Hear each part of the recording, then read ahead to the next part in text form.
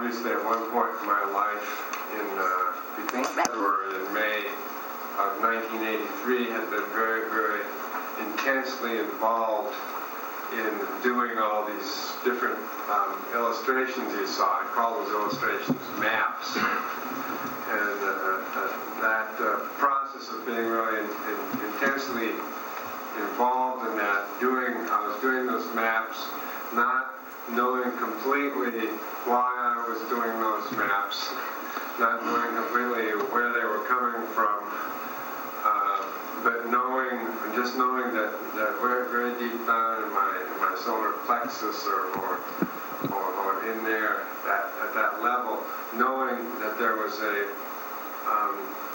super logical consistency to what I was doing, and that it was extremely important that I follow orders and not ask questions at that point, and really important that I not deviate from the super logical consistency which I could feel way deep down below, because I knew that was what was right, even though my little mind couldn't completely comprehend everything that was going on. And then looking again at this video walkthrough that Dwayne had prepared, I was struck again by one of the facets of the whole process that kept me going was that I knew that I was dealing, or that I was being instrumented by a pattern language. And I think that's really important, that the idea of a pattern language, rather to say as distinct from an idea of an alphabet. Okay, like when we read, we don't read the way our cerebral apparatus has been historically conditioned, particularly in the last several hundred years. We are not accustomed to operate really at a level of pattern language, and so when a lot of people look at the stuff in Earth Ascending, they freak out, and they get overwhelmed, and they say, well, I don't understand that. Well, the voice that says I don't understand that is the voice that has been completely conditioned by alphabet, linear stringing together of symbols, which we call letters, and it has been totally not only conditioned by that way of looking at things and thinking about things, but has not at all been educated to look at reality or to experience reality in terms of a pattern language. Okay? And from a larger perspective, that's the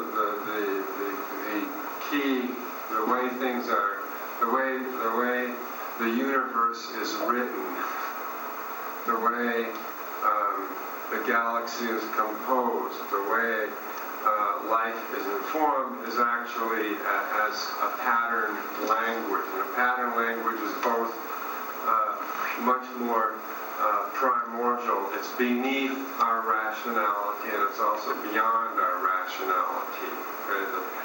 That if we look at nature and we see, we start to really look at it, and we see, well, there are patterns. The blade of grass is patterned, and every blade of grass is patterned on the same pattern for every blade of grass. And that we go down even deeper into the DNA, and we see that the DNA is a pattern language. And that we look at crystals, and we see that crystals are a pattern language. There's 32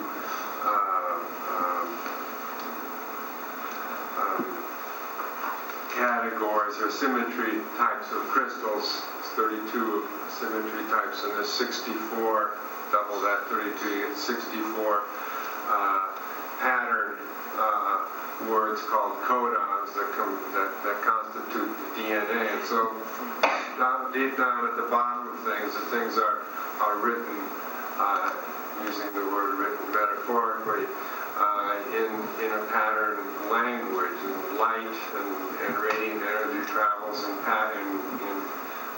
cyclic patterns. Everything really is completely patterned out. And then beyond that, we get to the level where we are, and we're at a genetically, or from an evolutionary point of view, we're at an interesting stage. We're at a stage where we have been able to, or want to look at it that way, we're at a stage where the DNA has been able to complexify and individuate out into the forms that we experience ourselves to be, forms that are able to project out particular codes of behavior, codes and cues for how to move through the environment, which tend to create particular states of what we call states of mind or states of consciousness, which, as we've seen, can develop very limited feedback loops. In other words, that we represent a stage of DNA that is self-reflexive, that we can interact with our environment and create actually artificial environments. That is to say, environments that are constructed from our conceptions of things. And then what we experience when we construct an environment that is constructed from our conception of things, what we experience then is our own feedback. So we condition ourselves that way. So we find a certain point that we have this capacity to create, say, an alphabet, and then we can condition ourselves. By that alphabet, we can condition ourselves to no longer experience the primal pattern language of nature. Okay, we can construct large artificial environments called cities, okay? And in those cities we can get ourselves to a point where we can get to a spot where we no longer notice the larger environment, the larger pattern environment, where every so often we might notice a cloud. Every so often we might be aware of tree or something like that. But basically, where we get ourselves into a situation where we are swimming in our own feedback.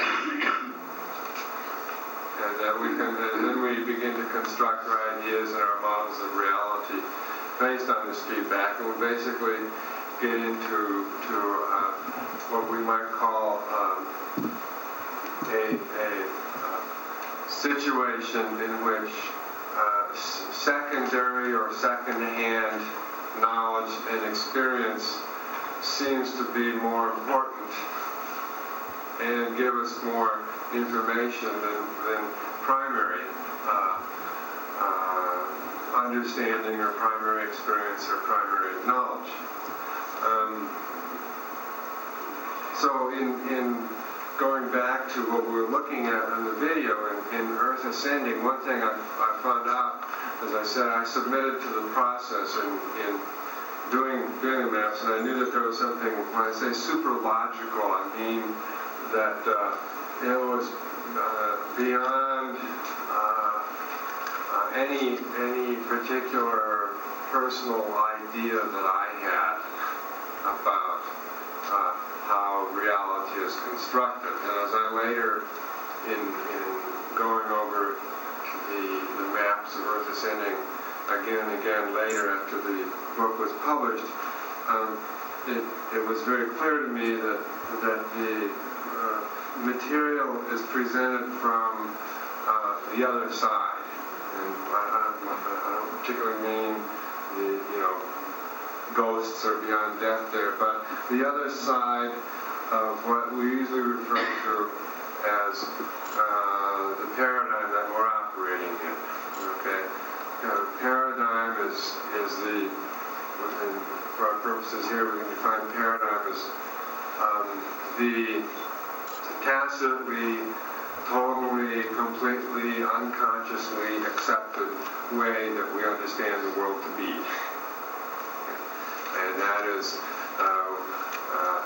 we think of the way we understand the world to be right now, I think in terms of literacy and democracy and industry, and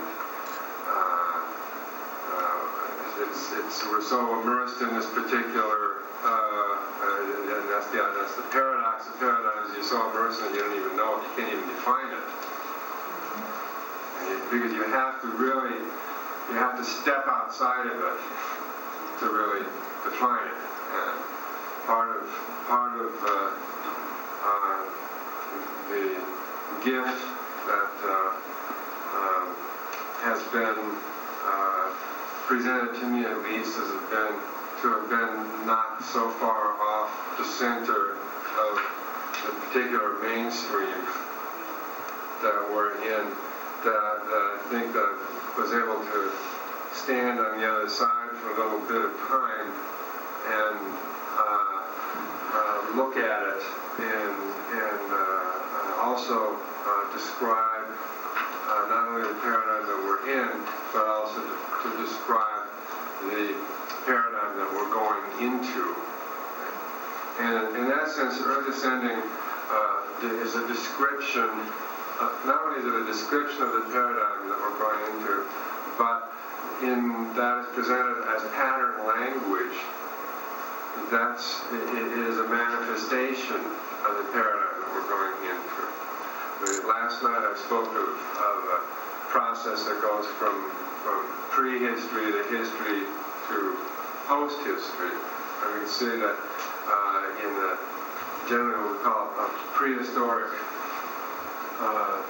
situation or condition, is that we might say that there's a high level of knowing or communication that occurs as a resonant pattern language. Okay, and as we go through the historical process, that this inherent resonant pattern language becomes replaced increasingly by artificial modes of not only artificial modes of experience and learning and organization of information, but by increasingly artificial environments, which, as I said, create this kind of feedback pool that we all, this artificial feedback pool that we all swim in and call life or reality, or whatever we want. And when we're talking about going beyond the current paradigm and into post-history, then again we're talking of a subtle alteration of our consciousness, in which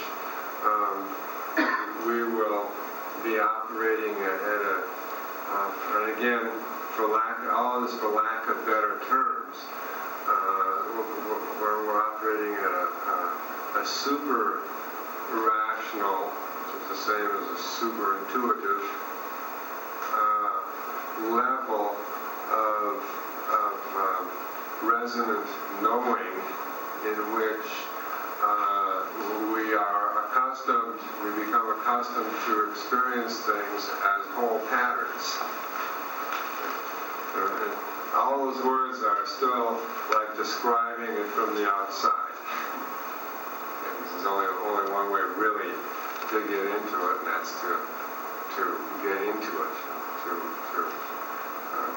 drop down or plunge through or whatever. Anyway, that's all just some way of trying to communicate to you some sense like of what this book, Earth Ascending, is about, and why it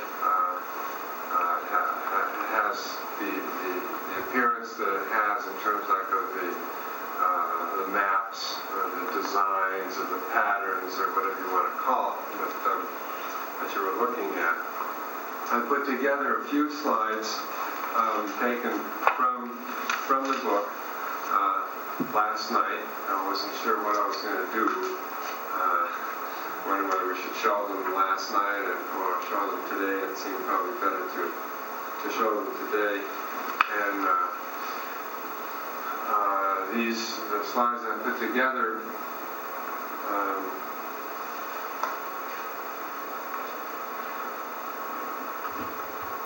I think I put these together with some idea of dealing with this prehistory, history, post-history theme. And I can't remember exactly what it was that was put together. It's more to see what there is.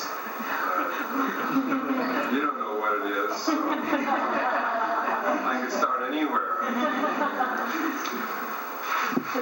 So it really doesn't matter.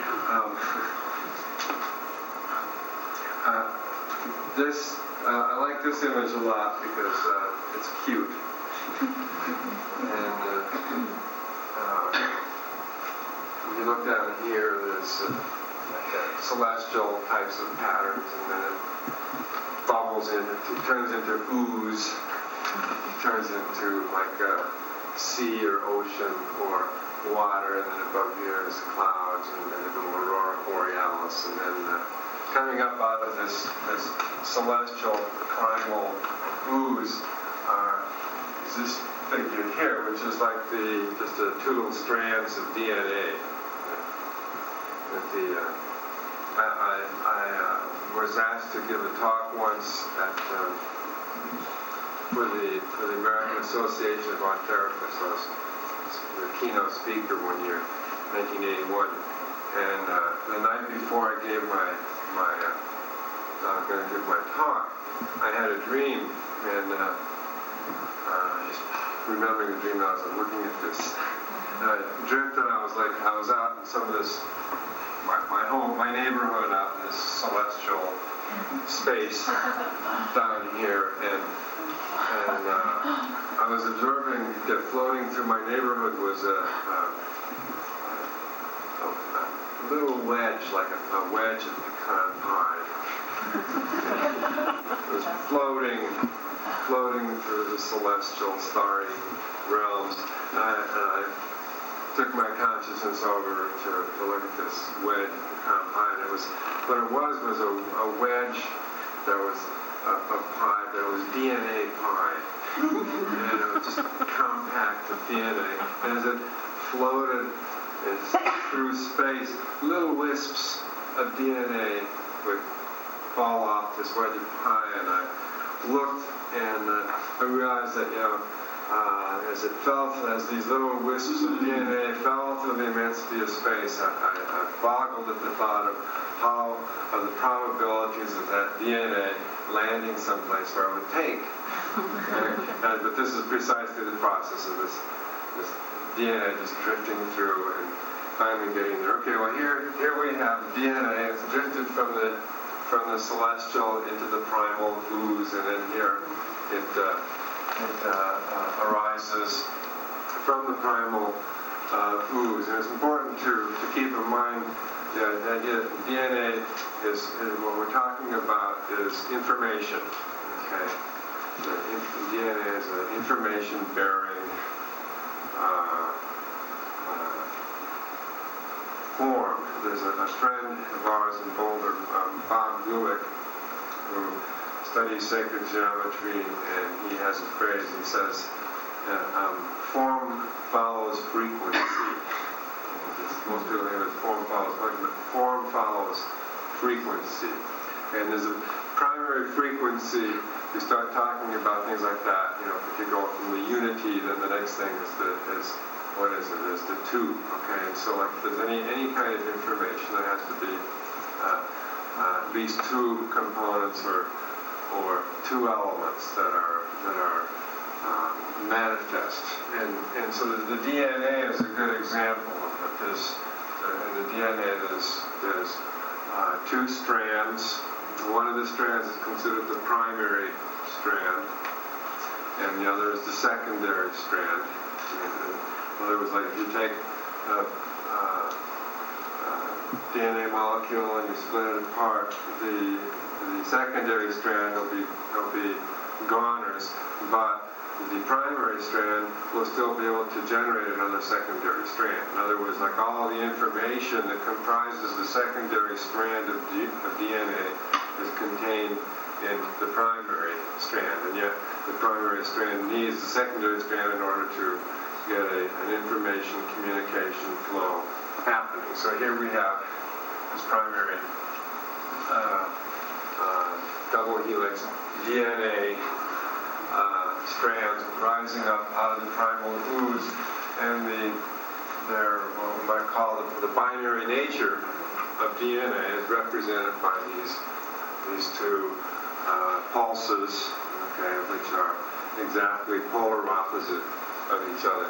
These two that in pattern-wise, that they're completely the opposite of each other, and that represents the primary pulsation. Okay, that DNA, before DNA is molecular, it's vibratory, and the vibratory infrastructure.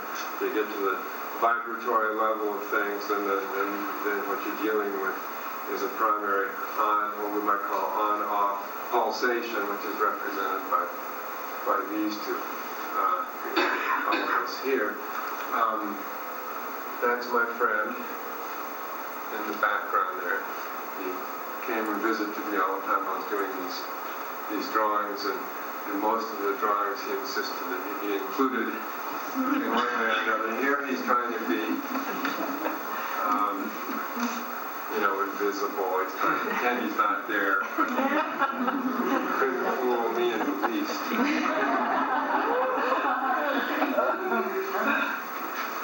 He really is transparent. Okay, and you'll notice also that whole image there is entitled The Binary Pulse of History. What do you want to say about that? Basically, because as we'll see,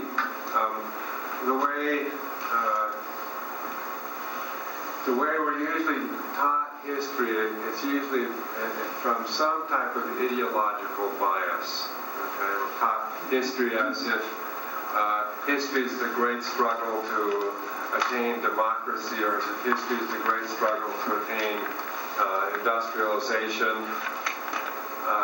or history is the great struggle to attain to the classless proletariat society, or all these types of views. And if you look at our history books, they're all presented as if they're coming up to this point of the great and glorious us in the 20th century.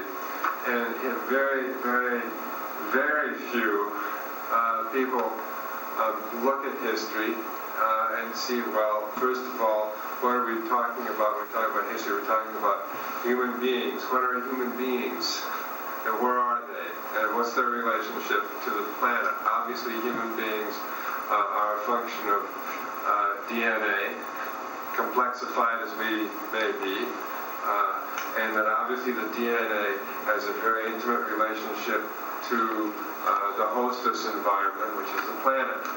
So the idea that's presented in Earth Ascending is that history is actually what we refer to as history is actually a very, very, very minute evolutionary stage in the symbiotic relationship between the DNA and the host environment. And that way we get out of the ideology and might get on a somewhat more interesting track in referring it. And so as that function, being a stage, a new stage in the symbiotic relationship between DNA and the environment. History also participates, as we'll see, in this binary pulsation process. Now, that's the next slide.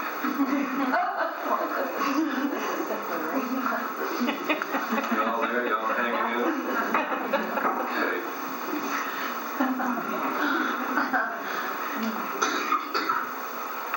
There's a lot of this has to do, one of my fantasies of late has been that there will be some new type of global television network, and I'll be able to have my own show and explain the evening news in these terms.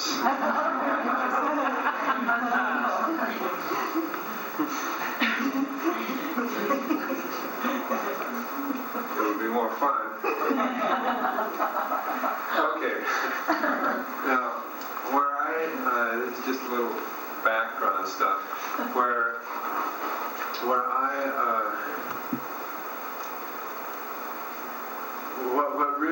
What really triggered this whole process that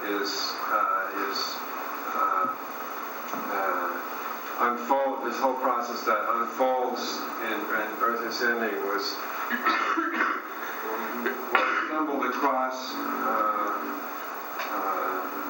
in a book by a man named Lama Govinda. And he wrote a book called The Inner Structure of the I Ching, which I was reading late in 1982. And when I stumbled across that book and came across the brief description that he had of the identity of the ancient Chinese text called the I Ching, or Book of Changes, which consists of 64 symbols called hexagrams. And the identity of these hexagrams with the DNA codons, that when the codons are written in a binary language using a broken line and unbroken line. There's no difference between the DNA and the I Ching. So I came across that and I thought, well, gee, why isn't this out? Why don't people know about this? Or what is this all about? Why isn't more made of this? Well, one of the reasons more isn't made of it is that one of the basic taboos of the current mechanistic materialist scientific paradigm is that there is no such thing as synchronicity. So this type of information is totally dismissed out of hand. That there could be any relationship or anything could be made of this.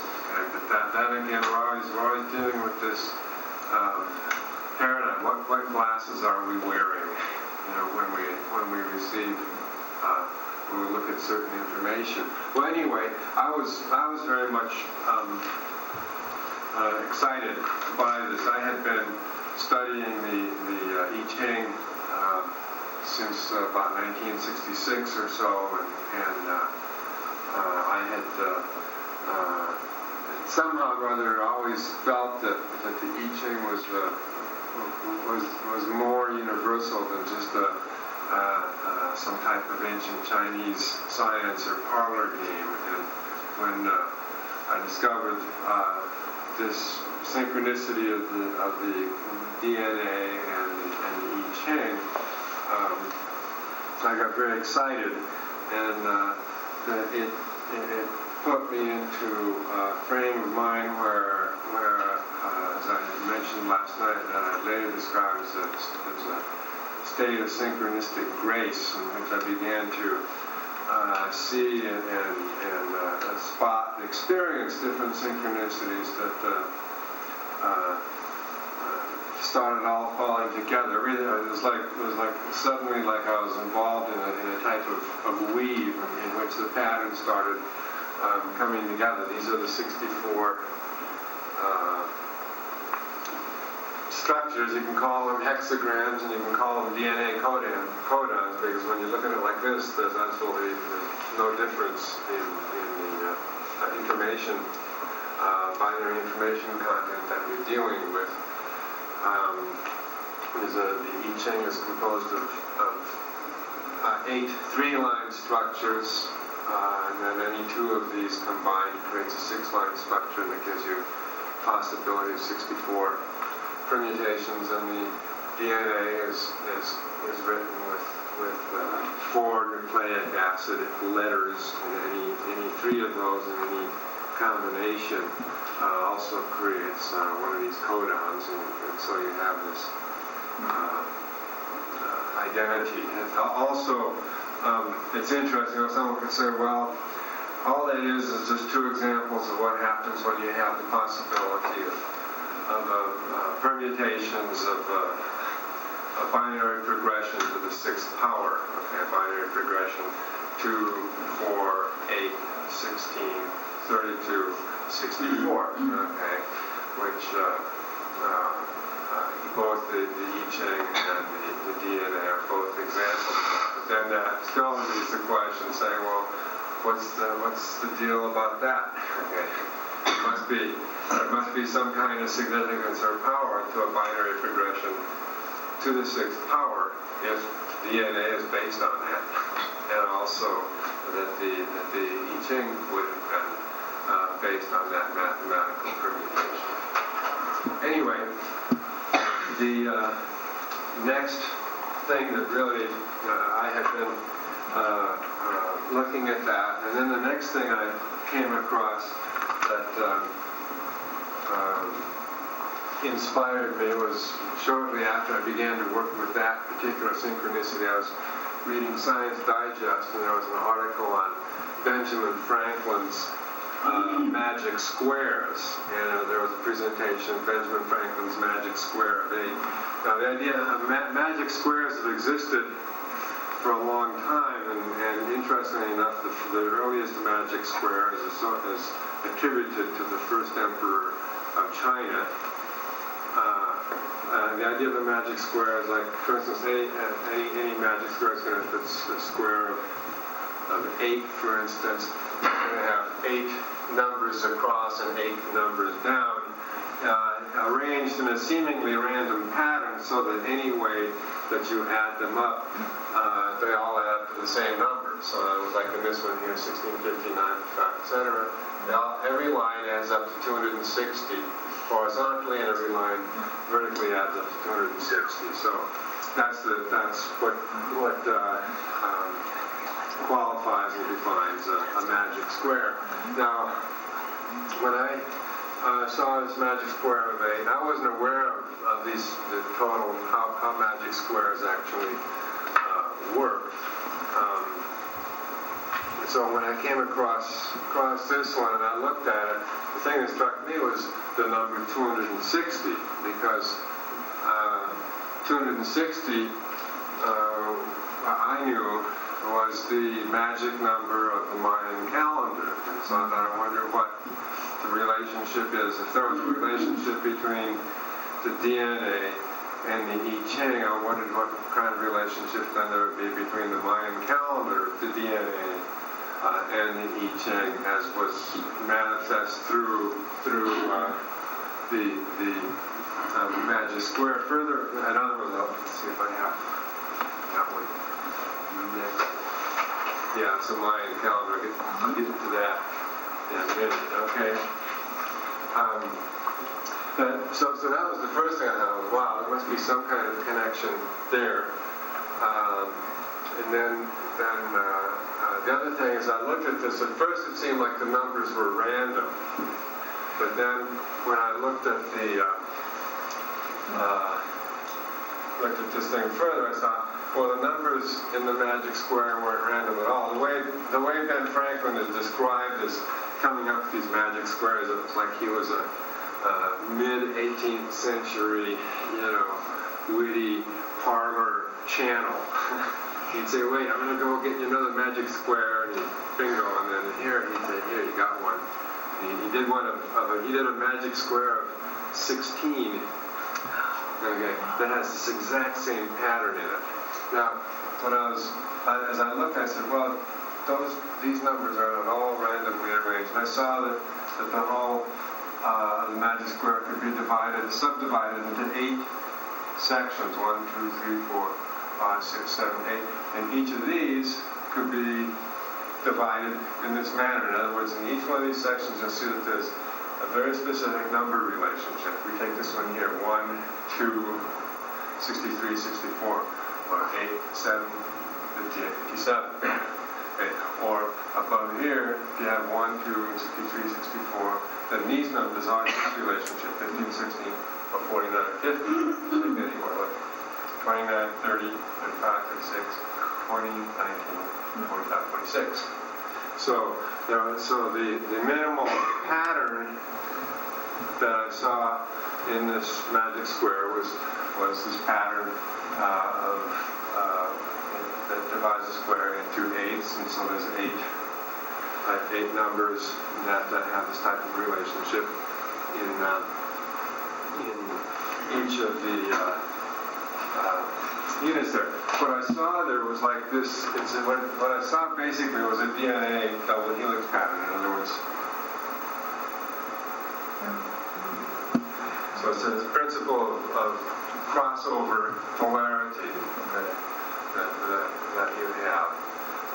That's the double helix principle. The principle of crossover polarity of two elements which create a polarity, and then they cross over. And they're crossing over, which allows for communication or information transfer. Now this is the Solkin, just a 260 unit Mayan calendar, and here I've presented it in its pure state. I had studied the Mayan calendar even longer than I had studied in Ching, and until I came across the magic square that showed that all the lines always add up to 260, I never really, as much as I had wanted to see some kind of connection, I never really thought that there could be a connection. The reason I always wanted to see a connection is because when the Mayan mathematical notation has some kind of uncanny resemblance to the hexagrams of the I Ching with the lines and with the dots. In any case, they're both symbolic languages like that. The Mayan calendar, what's usually referred to as the sacred calendar, is a very simple operation. It consists of 20 symbols, you see down here, and 13 numbers. And the numbers repeat over and over. In other words, you start here, or I've got these numbers circled. These are where you have 1. You go 1, 2, 3, 4, 5, 6, 7, 8, 9, 10, 11, 12, 13, and you go back to 1 again. And there's also a directional association. So it's a very interesting set of permutations. Okay, you have 13 numbers and 20 symbols. That makes 260 possibilities. So if you can see, well, there must be some relationship between all of this. And what began to strike me was that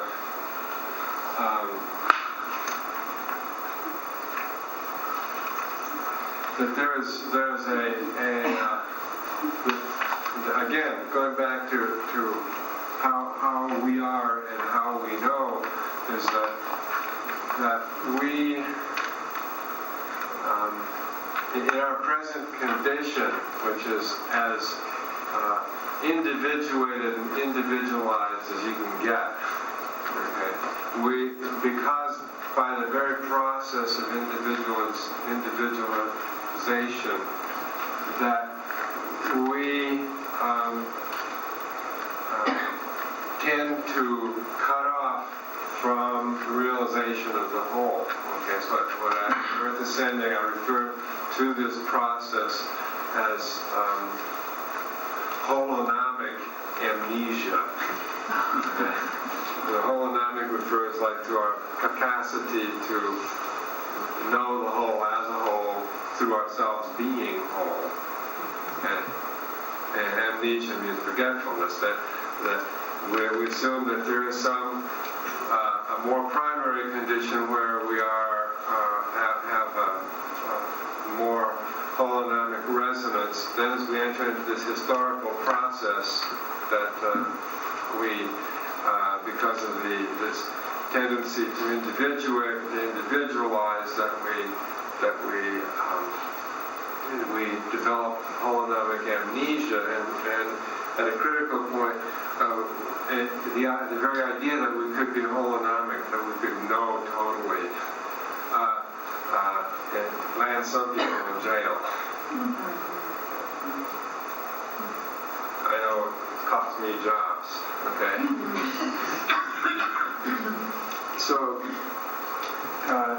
So what I began to see is that these little things, these weren't isolated things, the I Ching and the DNA and the magic squares and the patterns, the Mayan calendar, that these weren't just isolated phenomena. If, it's like, I remember that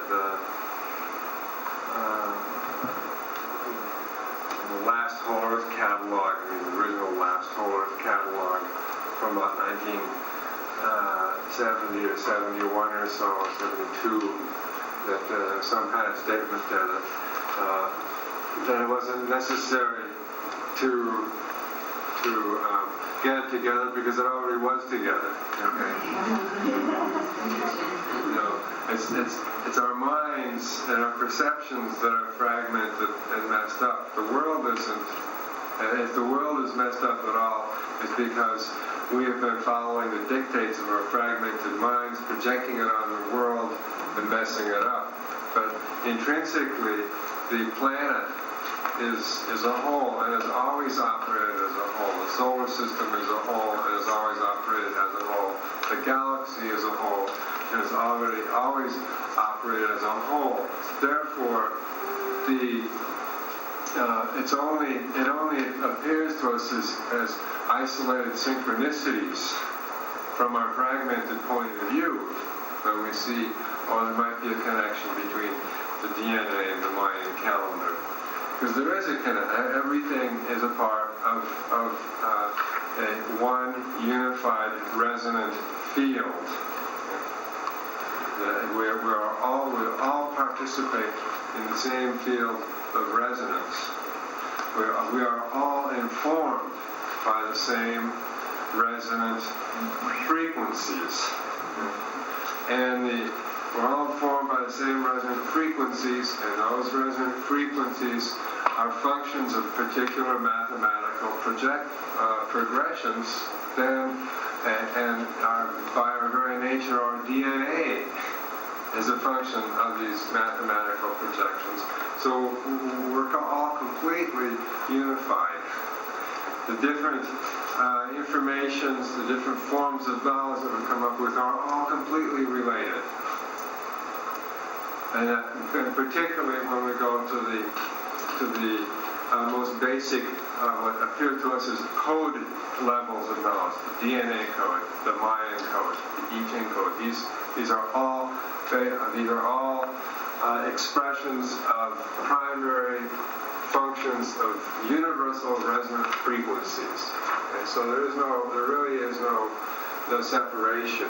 So this was what was beginning to dawn on me as I was working on this, and this is another variation of the 260 unit Mayan calendar, which I was now saying obviously it was more than a calendar, and that our interpretation of this code has been very, very limited, again limited by the paradigm that we're wearing. Okay?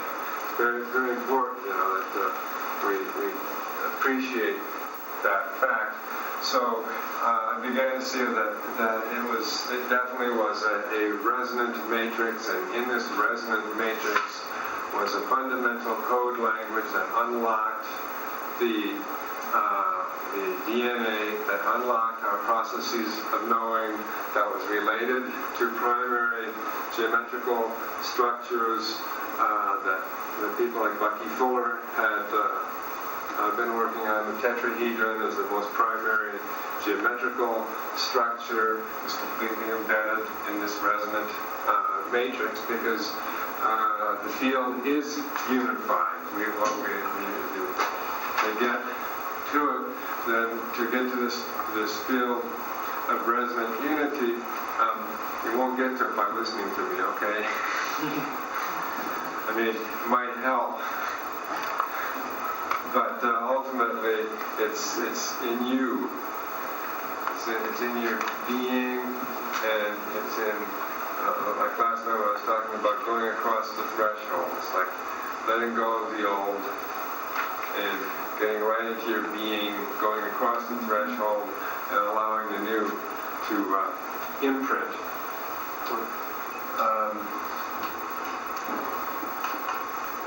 This, what you're looking at here, as I mentioned, I keep going back to this principle of resonance, and in terms of what I've since seen that was presented in Earth Ascending is what I refer to as the resonant field model. In other words, that we all operate the same resonant field, and that there are different interactive levels of this resonant field. And the three primary interactive levels are the field of electromagnetic resonance, which is symbolized by the circle here. There's the field of gravitational resonance, which is symbolized by this ellipse here. And then there's the field of biopsychic resonance. So in other words, like, we look at our planet as a whole being, as a living organism, as a whole system, that the planet is a function of three interactive fields of resonance. The electromagnetic field, which is moderated and governed by the radiation belts around the planet, the etheric body of the planet. The gravitational field, which is like the geomagnetic body itself of the planet, which has its own evolving system of tectonic plates and breeze, through volcanoes and earthquakes and things like that. And then the third field is the biopsychic field, which is the whole field that runs the gamut from single-celled organisms to ineffable ecstatic experiences of gods and angels that we might have, and that all of these interact. You really can't separate these three fields. And so to get back to where we were beginning in terms like of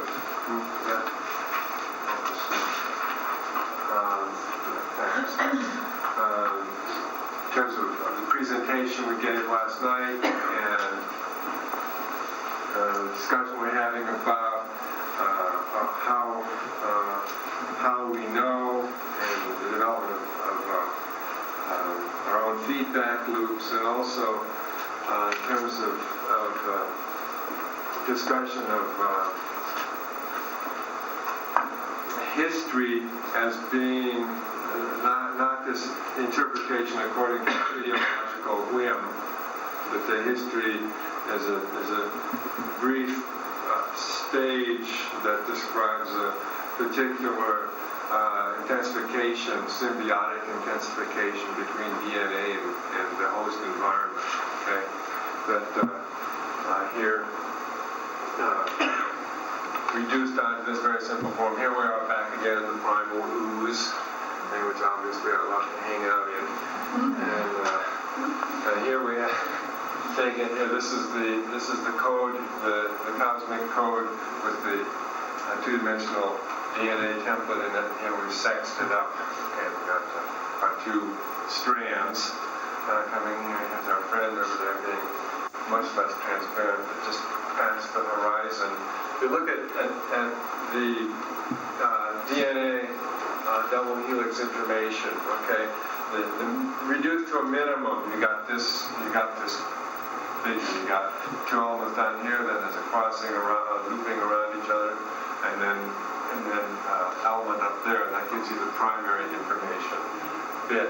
And we said that there's a primary and a secondary strand. Okay, the primary strand I refer to as the AC, or the aboriginal continuity. In other words, if you break a DNA molecule, that you can create from the aboriginal of the primary strand the second strand. Okay, second strand, the primary is AC, the second strand is the CA. AC, in terms of the development of our psychocultural process that we call history, the AC is the aboriginal continuity, the CA is the civilizational advance. This is the dialectic that creates process of history. Now, interestingly, also in DNA, one strand processes information in one direction and the other strand processes information in the other direction. Now, if we apply that to ourselves in terms of our historical process, we say one strand processes information from the future to the present, and the other strand processes information from the past to the present. Okay? The AC, the aboriginal continuity, is what processes information from the future to the present. This is dreams, intuition, vision, premonition, prophecy, foresight. That's all a function of the AC strand. Okay, whereas the information that's brought from the past to the present is the function of the CA strand, the civilizational advance. Okay, that's the passed down knowledge. How did Grandma bake that loaf of bread? Okay. Originally, maybe Grandma or great Grandma got the inspiration by tuning into her AC, but when she wanted to hand it down, she wrote it down or she transmitted it and said, "Here's how you do it." And then all the information gets passed on the CA strand. Also, then taking this figure is a three-part figure. Then we have a phase which we refer to as pre-history, phase which we refer to as history, and then a phase which we're entering into, which is post-history. Okay, so history then refers to this phase in which there's an intensification of a passage of information between the AC and the CA strands. Okay, here we take this and develop it a little more. Here again, this one here refers to the AC, this one here refers to the CA strand. And we'll look at the whole process of history that we're involved in. Then we see that say this up to here. See right here. This is what we refer to as prehistory, and then the actual historical process can be subdivided into three stages: the emergence of civilization, the stage of spiritual revitalization, which the religions like Buddhism and Christianity and Islam are all spiritual revitalizations of civilization. And then finally the last stage, which is the stage of global industrialization. Okay? As you look up here, you see that these stages get more and more flattened. Okay? What's happening here, and also they get darker, there's more of these horizontal lines there. And that's because what we're also dealing with is what we refer to as the ESP-PSE factor. Okay, now everybody's heard of ESP, right? Okay. Which usually translates as extrasensory perception. And now what we find is that in the what we might call it the prehistoric consciousness state of mind, that there's a higher level of incidence of ESP. Okay, that's because you're not dealing with you're not dealing with an artificial environment, or you're dealing with very minimal artificial environment. Okay, and so that there's the capacity for extrasensory perception is much more pronounced and much more developed.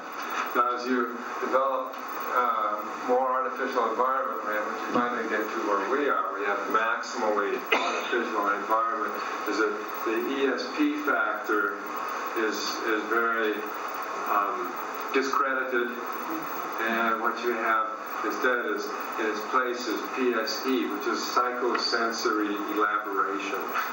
In other words, psychosensory elaboration refers to all the complexities of artificial structures that we put out that then become our feedback bath. So we're getting this feedback from the complexity of our psychosensory elaboration coming back on us, and as a result we either discredit our ESP or we don't believe it exists, and basically we're out of touch there.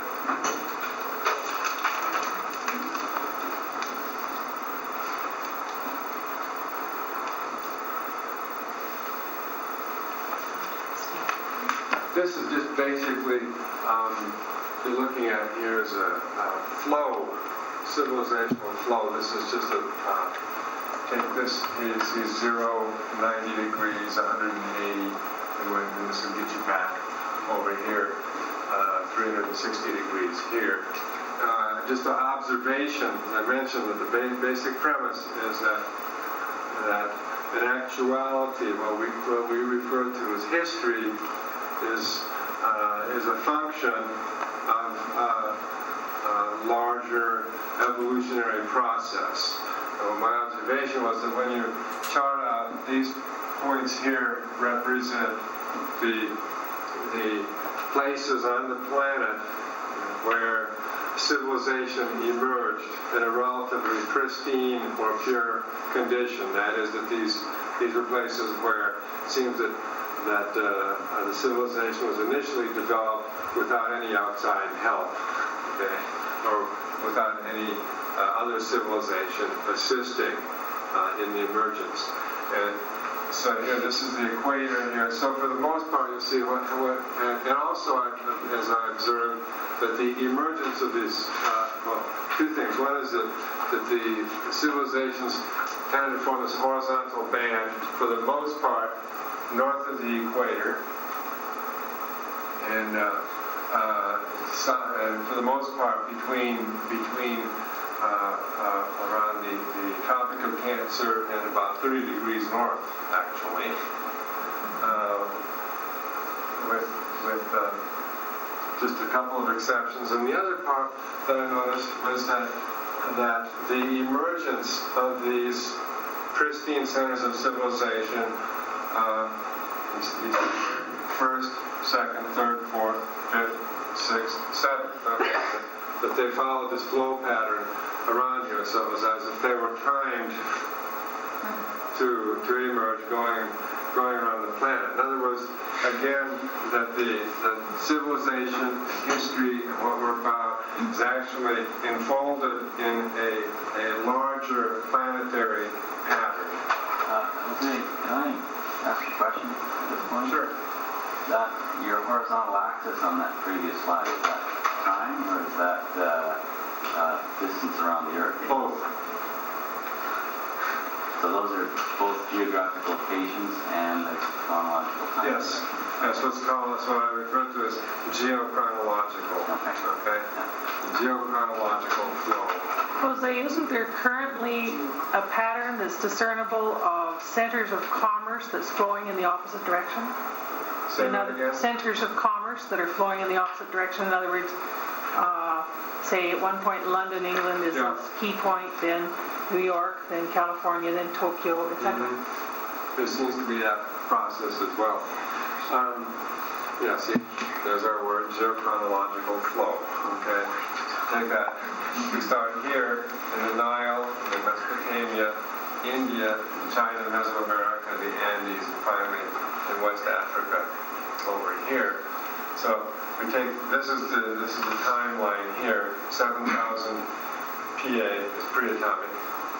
Okay. 0 is 1945. Okay.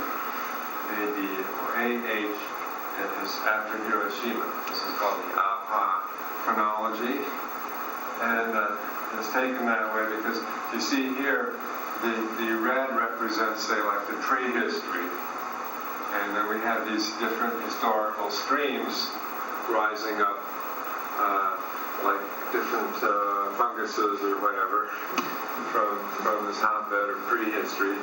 And then the differentiation of these streams. And as this is what I mean, originally each one of these is relatively distinct and separate from the others. But then as you begin, like here, around 3,000 pre-atomic era, you have beginning to mix between these two streams, and then by 2,000 to 1,000, all of these tend to start to mix. And then it's only very recently in the global industrial period, which is represented by the darker indigo color, that you have this total mixing, this total blending or coming together, or chaotic profusion, intermingling of all the different streams of civilizations. And this gives you some type of gauge or timeline to see this process. And so where we are is right here, just a little past 1945. We're 42 years almost now past Hiroshima, 41 years past Hiroshima. And then what you see around here, you see that this is where we are. The script is open, okay? It's beyond here, and then past where we are, you see, there's our friend again, coming out of his head is this rainbow form, which is the universal perception of the dragon or the rainbow serpent, guardian figure that protects the earth. This is like the spirit of the evolving earth energy. And that, as I said, where we are right here, is we're in the state of maximum. I spoke last night of being the planet is in a condition of maximum dissonance, or from our perspective, we're in a condition of maximum holonomic amnesia. Okay, so we're at a very critical point there, which also represents like a point of shock, that to pass beyond that and to awaken to the new evolutionary condition that we're about to enter into. Here, just one of the things that here we have the magic square again. Here we have the corresponding numbers and I Ching hexagrams, and also the corresponding amino acids. So the whole thing is there. And on top of it, what we've done here is taken this line as the equator. This line here corresponds to just over 30 degrees east Greenwich. In other words, that's the line that runs through the Great Pyramid in Egypt, which is the really initiation point of the cycle of civilization that we're just completing. Okay, so this actually can be plotted out over the globe. We are about right here right now, Calgary. Right there. Okay. And since this can be divided into 8 sections, 4 sections in the north and 4 sections in the south, it can be plotted over the Earth in this manner.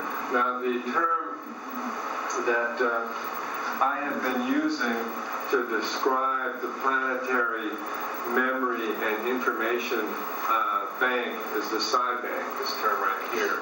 This is similar to Teilhard de Chardin, his concept of the noosphere. Teilhard de Chardin, the French Catholic mystic who spoke of all planets, all planetary bodies in the universe that attain to a certain level of life and consciousness develop a noosphere, which is like the mental envelope of the planet. And Teilhard de Chardin described that as almost like a weaving, and seemed to describe very well this process here that we saw in the relationship of the numbers. And since there was such an intimate relationship there between the genetic code and the I Ching, and also the relationship to the Mayan calendar there, that I began to see that this seemed to be the basic pattern of the mental envelope, the noosphere, that I came to call the psi bank of the planet. The psi bank is like the memory field, okay, the memory bank, the memory and information storage bank of the planet. As we know, like in DNA, as any molecule of DNA has all the information for whatever organism or whatever part of an organism for as long as that organism is going to be around. So in a similar way, there's like planetary level of this, so that the information for the evolutionary unfolding of the planet is actually contained as a encoded resonant membrane that it functions in resonance with the electromagnetic field of the planet. So this is an actuality that we're talking about here.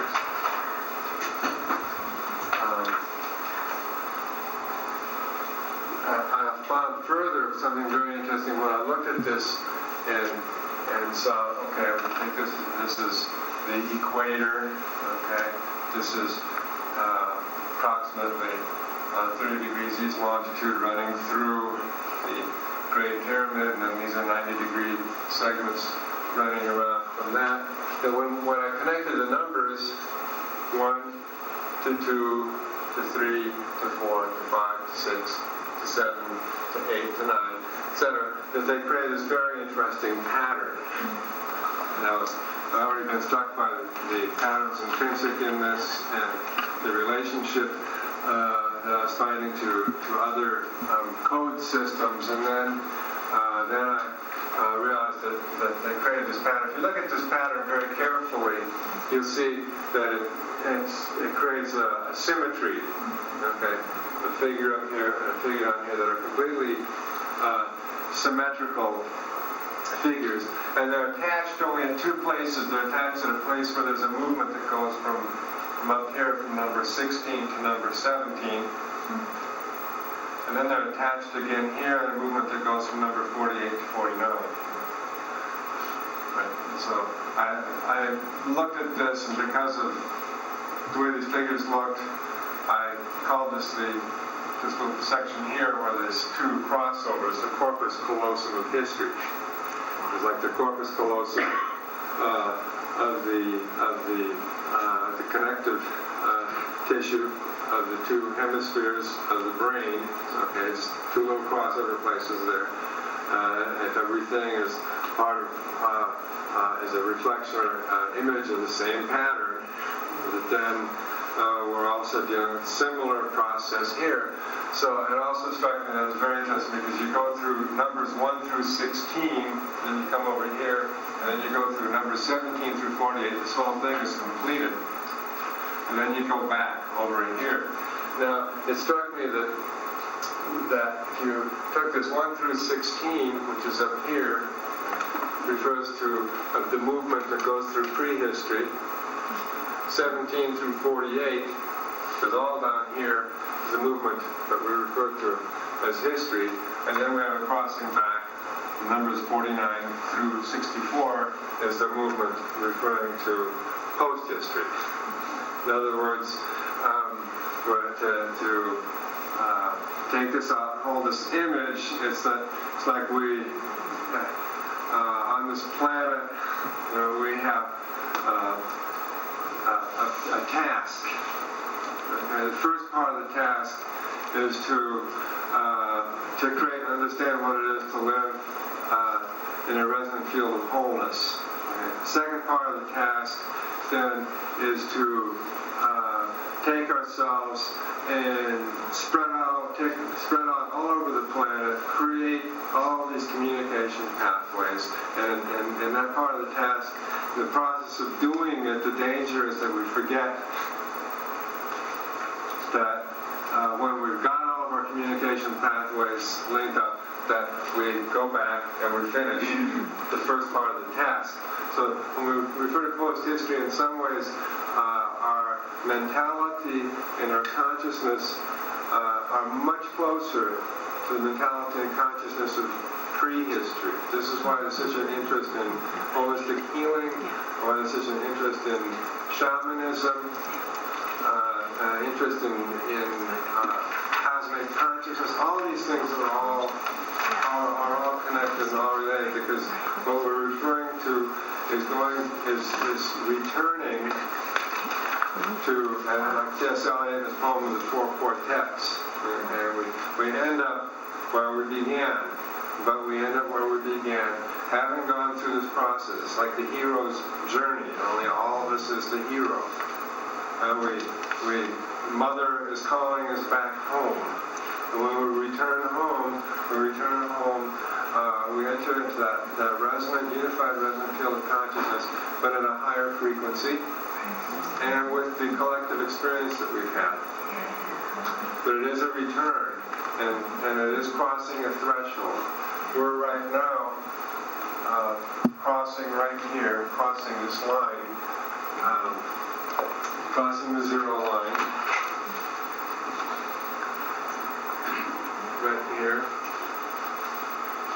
In the I Ching, of the 64 symbols of the I Ching, only 2 of the symbols refer to man-made objects.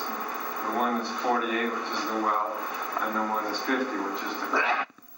Between those 2 man-made objects, 48 and 50, there's this symbol, which is revolution. And we are now, we have entered this stage of total global revolution, but revolution in this sense is understood as a planetary molting process. So what is being molted is what's being molted is the historical man, historical consciousness. This is what is being molted, and so we're entering again into understanding that we are all functioning in a common unified field of resonance. And a common unified field of resonance is more powerful than any ideology. It is uninvented. It has nothing to do with alphabets. So that's why I say we're involved in a process that is, in some ways, is beyond our control, but we can participate in it by molting and getting with the program. So this is where we are. We're just crossing over right now, and where we are involved, as we have always been involved, in an inexorable evolutionary process that's taking us to new levels or stages of synthesis and integration. Yes? I'm just wondering, Jose, how are you relating that point on your diagram to this time period? How? Yes. Okay. Well, first of all, it's clear just from an intuitive gut level, okay, that we are at a critical stage that either that just in survival terms that we're at a point where we have to collectively come together on some very, very nitty-gritty decisions. And also, in looking at all the evidence, it's clear that we're at a stage that literally is a radical turning point. Okay, so just intuitively, initially said, okay, well that's obviously we're right here. The well refers to the social, the basis of any social form or any social organization. Okay. Revolution refers to the complete renovation of the basis of social form.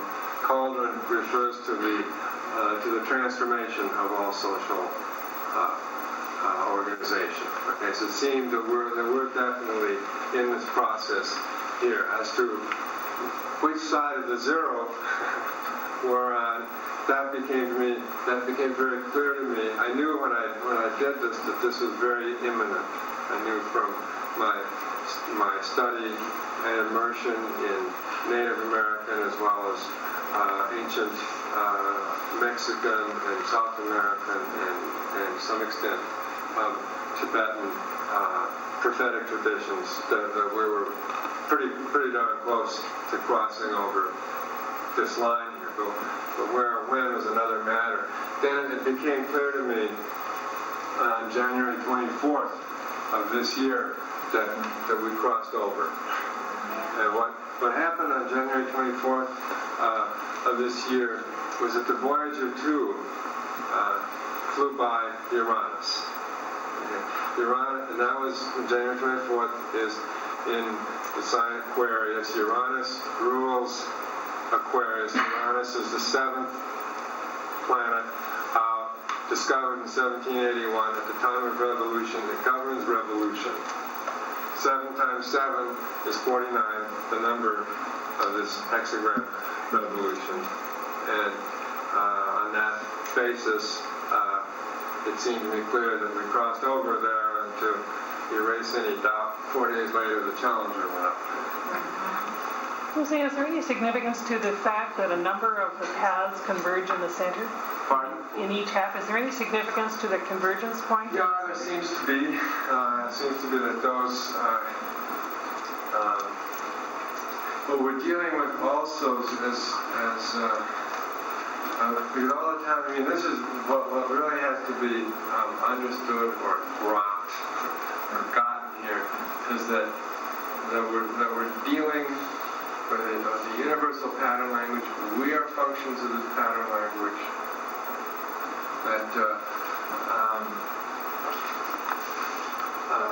So as I said, like this, so you can look at this as an image of the brain, image of patterns of history, of psychocultural development, of evolutionary processes.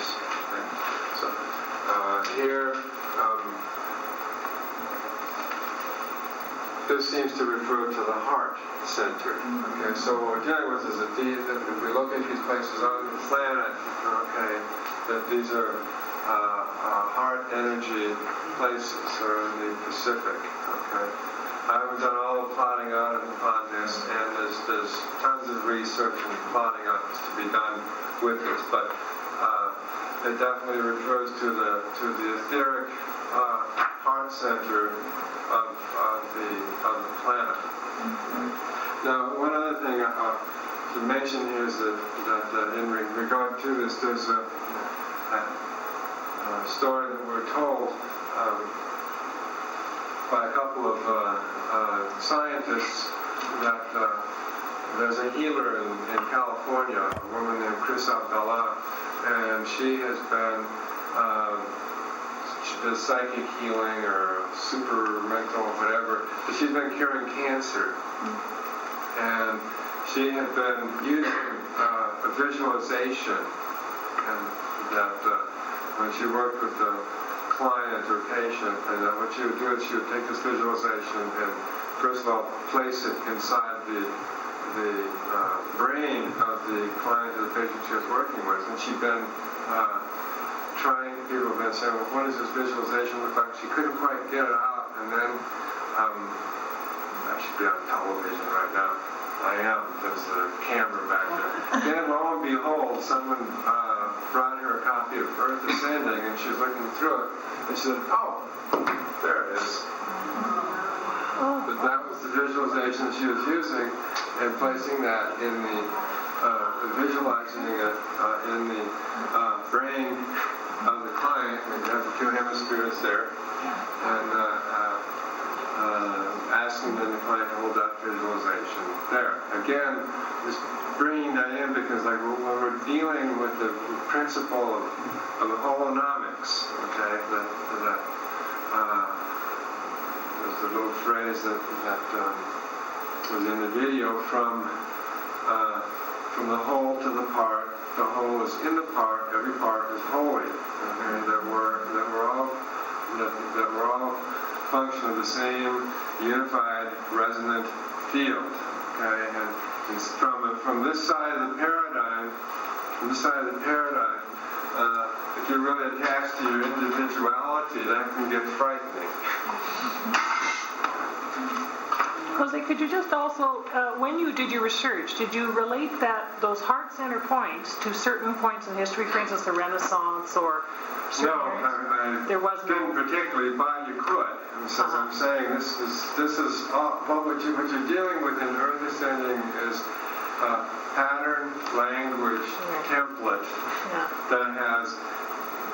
And that's it. I didn't work out the applications. I mean, a few of the applications I'm working at now and where I've gotten to is looking much more closely at the basic pattern that is focused on the Mayan calendar. But there's lots of other applications that are there. Excuse me, I'm getting from this pattern that we're learning here, that this is like a new language, and you've shown us how, in so many ways. But I think we can each individually take this from this and make it a language for ourselves, for our own experience, or whatever area we are in. Absolutely. Absolutely. Yes. Yeah. I don't know. See, the thing is, all I have is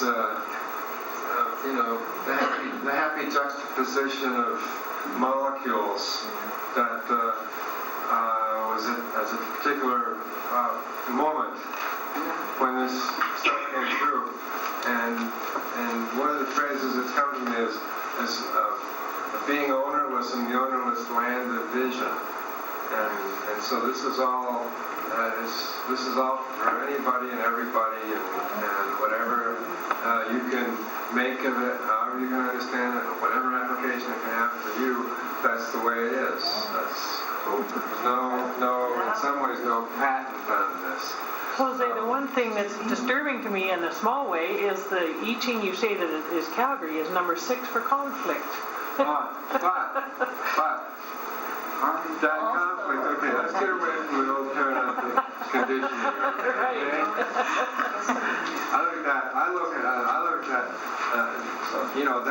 that was Richard Holonomic and Gary Baines and a bunch of patriarchal Chinese who came up with that description for that particular codon, okay? And the way I look at that one isn't conflict, it's the harmonic of conflict resolution. Okay, that's a better way to look at it.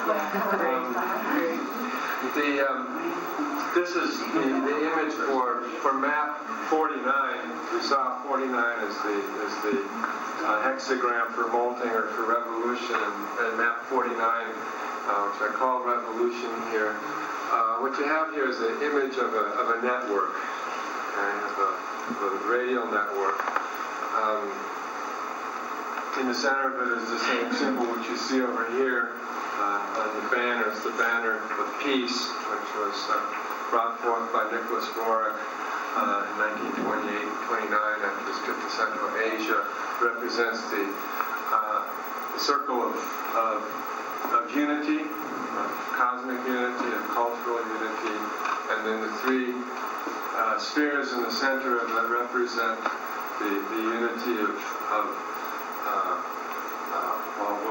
what we today, from this side of the paradigm shift, might call art, science, and spirituality.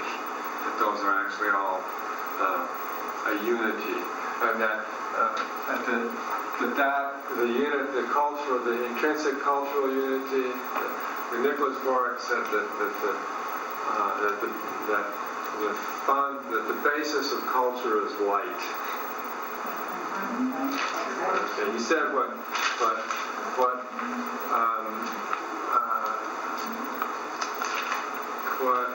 light is to life, culture is to our existence. In other words, culture is actually intrinsic. We think of it from this side of the paradigm shift as a frill. We think of it as something you vote for once you got the freeways built.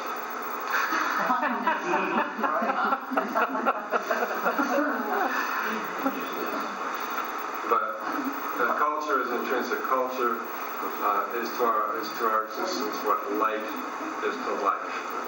So that's why in the center of this network, it's the revolution of what we're talking about in terms of we're talking about revolution today. The planetary revolution, which is the molting of the skin of history. That this revolution is, and how we participate in it. We participate in this revolution by our working together as a network, our working together as in small, resonating core groups that form nodes in network links that spread out all over the world. So the image for how we can help the planet fulfill this stage of revolution, the molting of the skin of history, is by linking together and creating genuine networks in which we are willing to, on the one hand, to honor everybody's individuality and individual consciousness and individual contribution, and at the same time surrender to the planet, to the higher consciousness of the planet, and surrender to evolutionary possibilities that our claim to individuality might limit us from. So all of that at once. And we have the image of the network, and at the heart of it is the understanding of the principle that the foundation of culture is light. That we are here to, in all of our complex form, to further the unfolding of the program that's contained in the primordial light. In the beginning, it was light.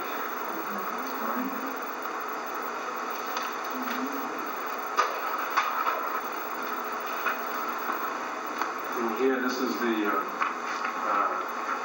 again, spoke earlier, we were looking at that one map of history with all the mushrooms coming up and the funguses and then the rainbow dragon. The rainbow dragon, which is also known as in Mexico as the feathered serpent or Quetzalcoatl, the plumed serpent. This image here is the image of the totality of the whole process that we're involved in, that we're, if you would, I was showing this some of my son's friends when this book first came out, 15, 16-year-old boys were looking at this and saying, wow, what's that? And one of them said, oh, I know. It's that we're really all just like little cells in a big dragon's body. Wow. That's it. Okay, so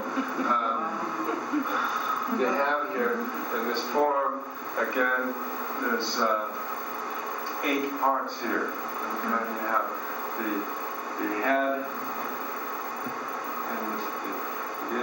coming down here, this represents prehistory. Okay? It's the prehistory of the fashioning of the head of the dragon. Okay? We call it history is the fashioning of the body of the dragon, and as they say right now, we're in the belly of the beast. And what we call post-history is the fashioning of the plumed tail of the dragon. And when that, in post-history, and those are all different, really different parts too. And keep this mythic analogy going. Okay, the head is very different than the body. The body is very different from the plumed tail that allows flight. So that's really important to keep in mind, because last time you said, well, in some ways we're returning, we're completing a circle, okay? And people think that that's regression, but it's not. It's a whole different function that we're moving into in terms of fulfilling our evolutionary destiny and the total promise of the planet, of which we really are a part. It's not really us. We're just maybe at this point, who knows? We may be key elements, or we may not. But we do know that there is a momentum, that we're literally informed by light, and that we weren't here at the beginning of evolution, we won't be here at the end of it. So let's go see what the next stage of the adventure is. Thank you.